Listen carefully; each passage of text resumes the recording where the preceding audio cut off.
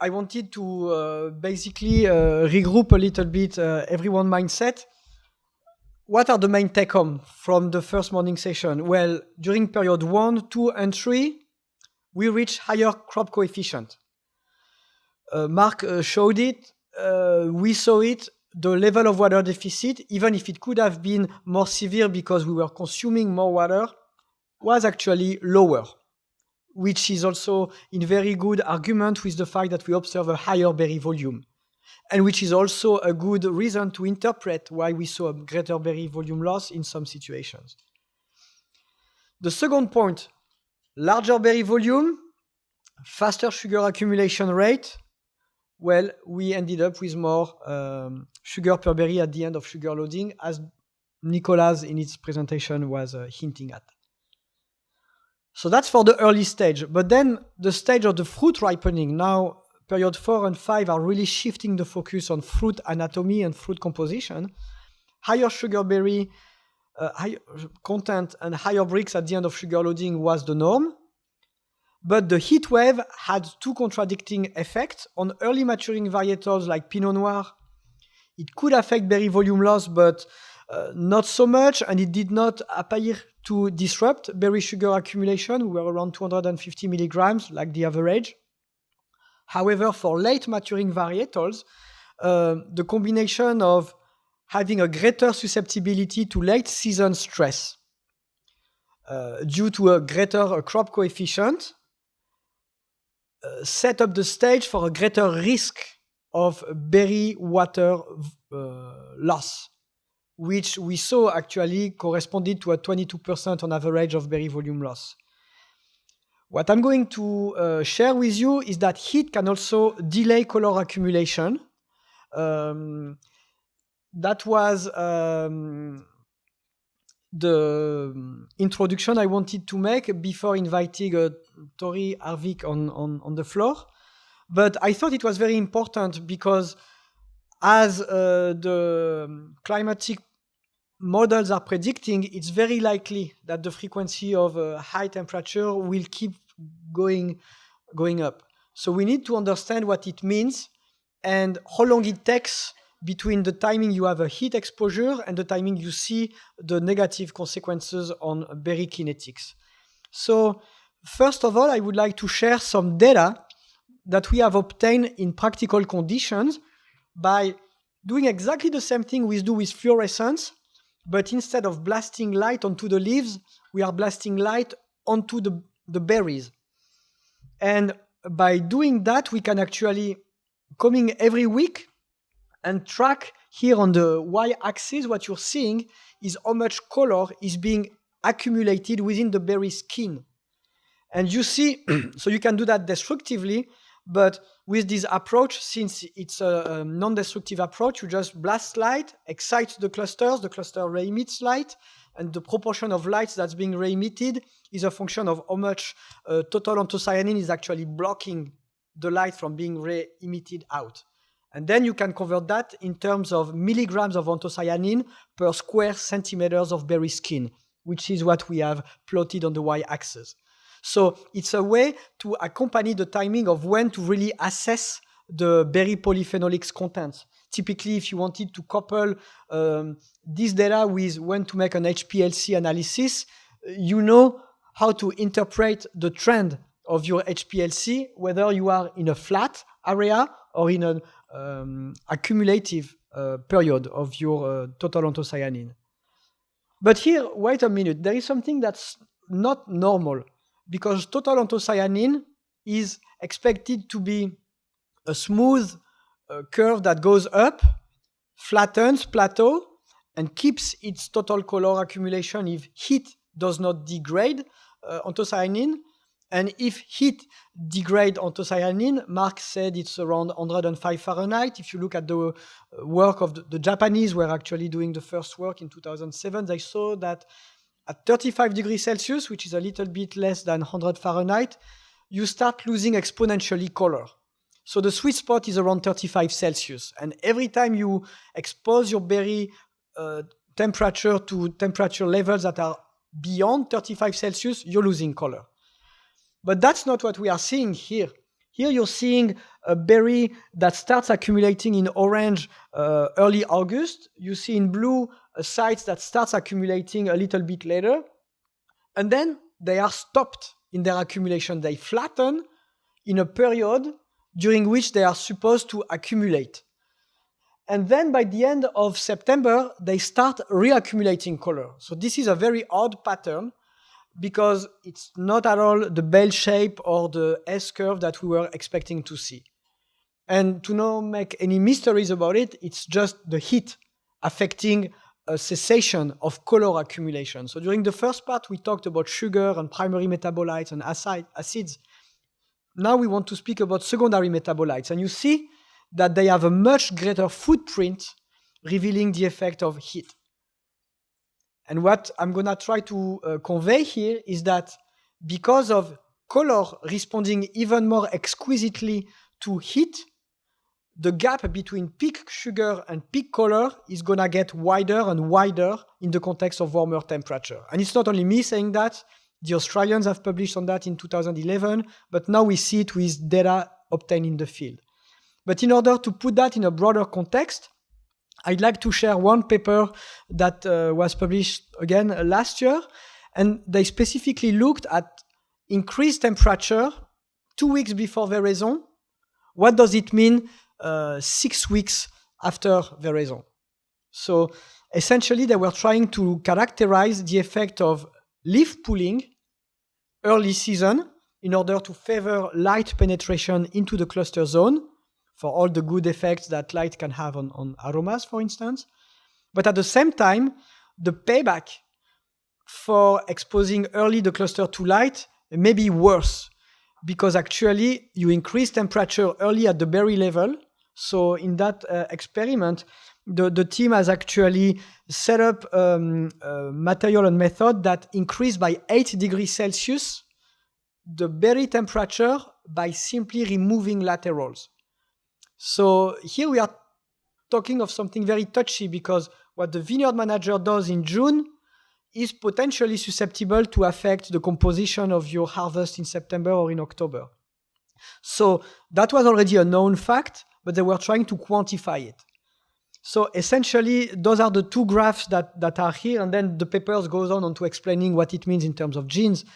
But if you look at the bottom graph, you see the green window shows you the length and duration of the heat period. 8 degrees Celsius above average temperature, it is what we have observed in 2017 at the beginning of July. Okay, and you see in red that 3 weeks later, the sugar accumulation started to happen when we exposed the fruit to heat. Whereas when the fruit is not exposed, sugar accumulation happens right after.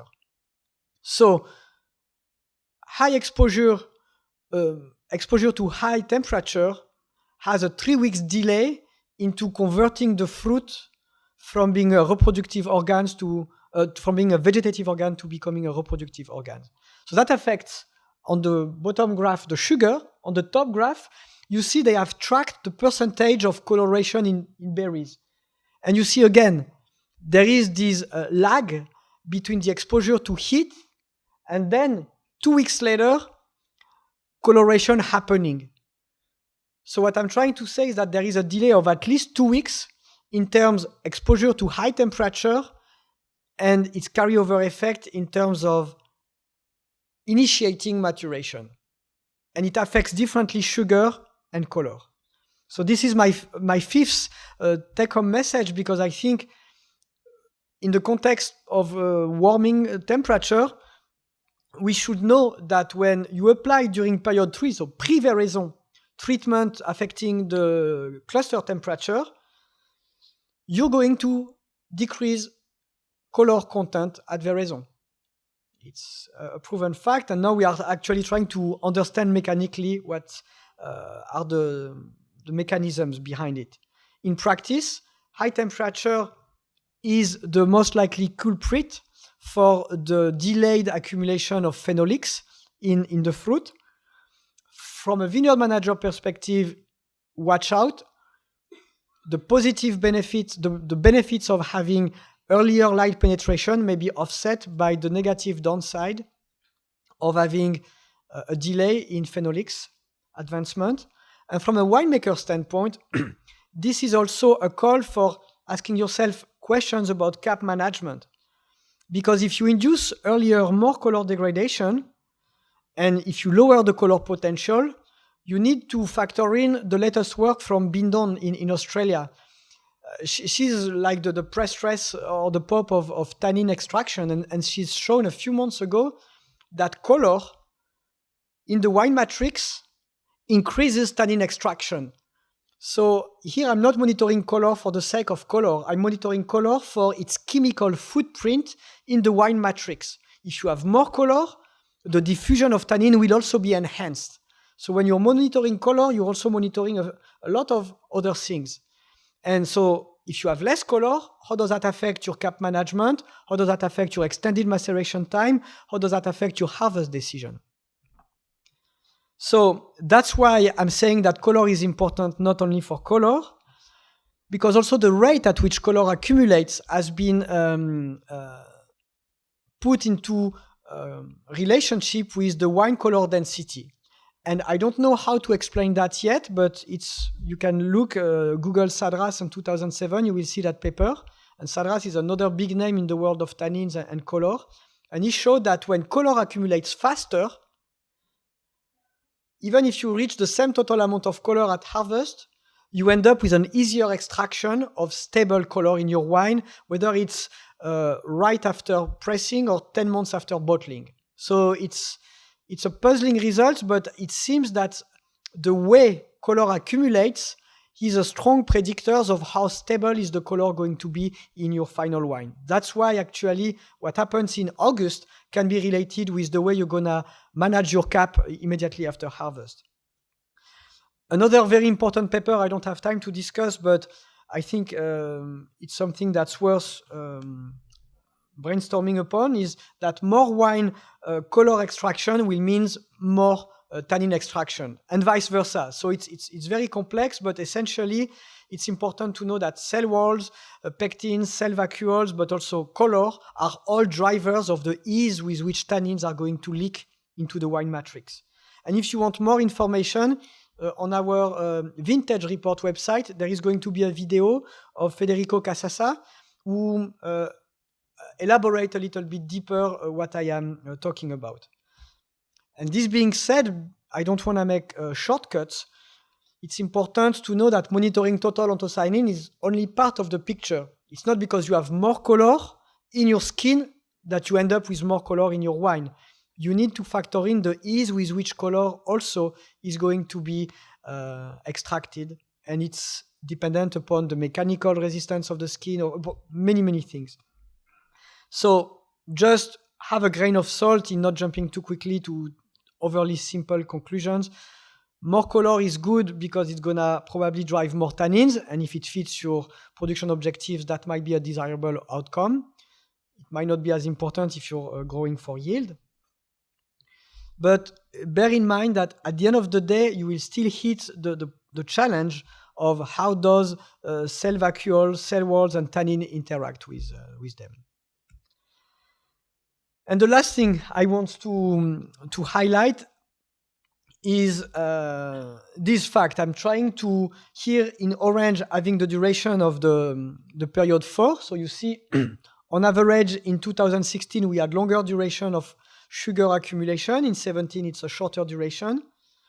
But what we have observed is that the peak of color is actually reached later in 2017 rather than 2016, which is exactly on a larger scale and statistical analysis basis what the researchers have shown under controlled conditions. Heat decouples the timing of sugar peaking versus the timing of color peaking. So that means that for a winemaker, it's going to be more puzzling because in the past, it used to be that sugar and color were accumulating roughly in sync.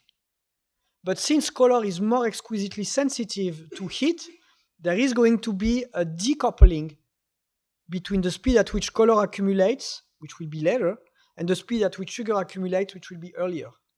So that means that you should observe a decoupling between Brix being high too early and the phenolics not being ripe.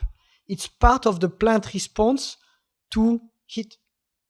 And I'm saying that based on our data, and I'm saying that based on the scientific results. And the Italians are publishing on it, the French are publishing on it, the Portuguese, the Chilean, UC Davis is publishing on it. So I think it's something to have on the forefront of our mind.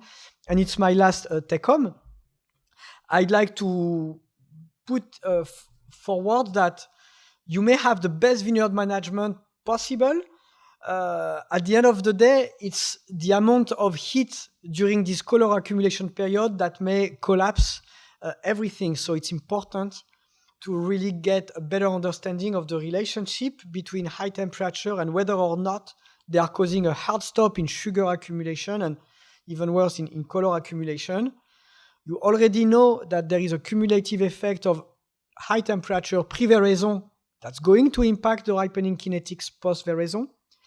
And that should, at the end of the day, justify the harvest date to be delayed compared to what you used to do in the past. So in order to give a different perspective on those considerations linking sugar versus polyphenolics, we wanted to have an outside-the-box perspective, and this is why we invited Tori Arvik, because not only Tori is very